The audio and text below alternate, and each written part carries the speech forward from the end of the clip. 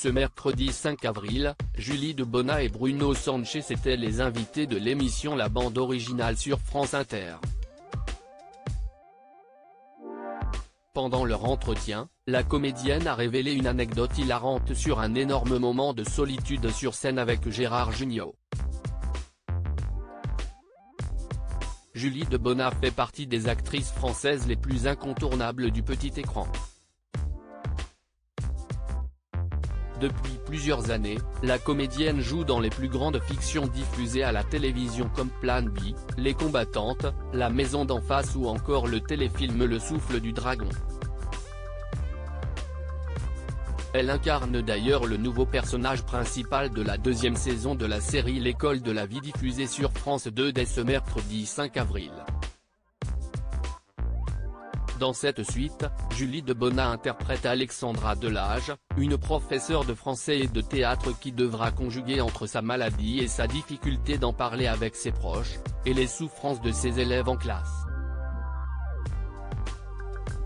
J'ai eu un trou monumental.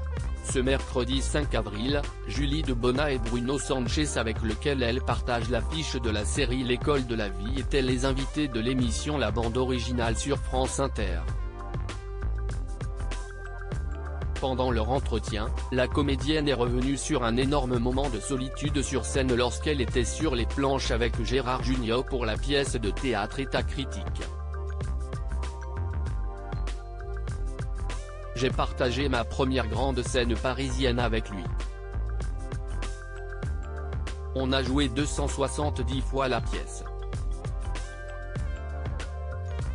Et on a vécu un truc incroyable tous les deux à la 250e. J'ai eu un trou monumental. Comme quoi, à la 250e, ça peut arriver.